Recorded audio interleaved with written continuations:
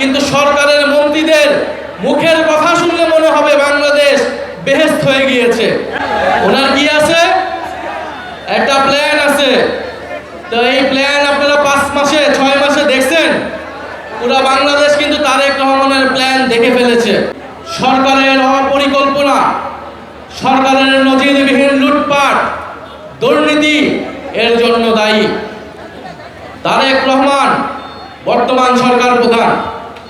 উনি যখন দেশে এসেছিলেন, প্রথম দেশে এসে কি বলেছিলেন আপনাদের মনে আছে?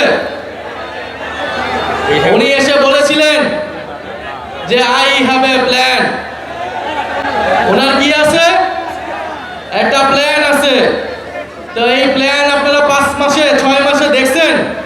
পুরো বাংলাদেশ কিন্তু তারেক রহমানের প্ল্যান দেখে ফেলেছে।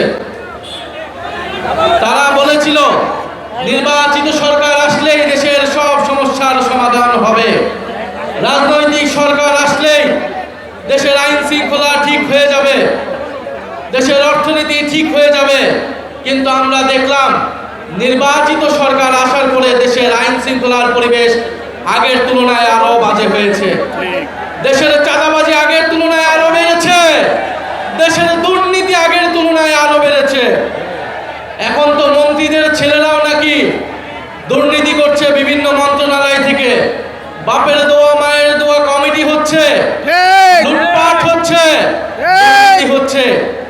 ফলে এই সরকার অব্যবস্থাপনা এবং অপরিকল্পনার কারণে আজকে তেলের দাম, গ্যাসের দাম, চালের দাম, সবজির দাম সবকিছুই বৃদ্ধি পাচ্ছে।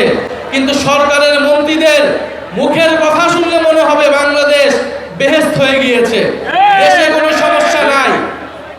ফলে এই যখন দেশের পরিস্থিতি, তারা তাদের পেজ থেকে নিত্য প্রয়োজনীয় দ্রব্যমূল্যের একটা চার্ট দিয়েছে, দেখেছেন আপনারা?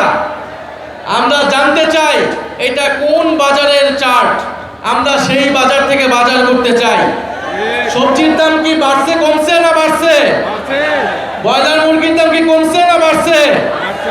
সব কিছুর দাম ঊর্ধ্বমুখী। অথচ বাজেট সেশনে তারা কি বলছিল যে এই বাজেট হওয়ার পরে কোনো কিছুর দাম নাকি বাড়ে নাই, কোনো কিছুর দাম নাকি বাড়বে না।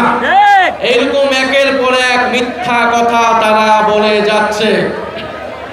সবচেয়ে বড় মিথ্যা কথাটা কি বলেছিল? নির্বাচনের সময় বলেছিল গণভোটে আপনারা হ্যাঁ ভোট দিন, জুলাই সনদ আপনারা বাস্তবায়ন করুন। কিন্তু সবাই মিলে যখন গণভোটে আমরা হ্যাঁ ভোট দিলাম, 70% মানুষ গণভোটে হ্যাঁ ভোট দিয়েছে। তারপরে তারা ক্ষমতায় গিয়ে সেই গণভোটে হ্যাঁ তারা বাস্তবায়ন করলো না।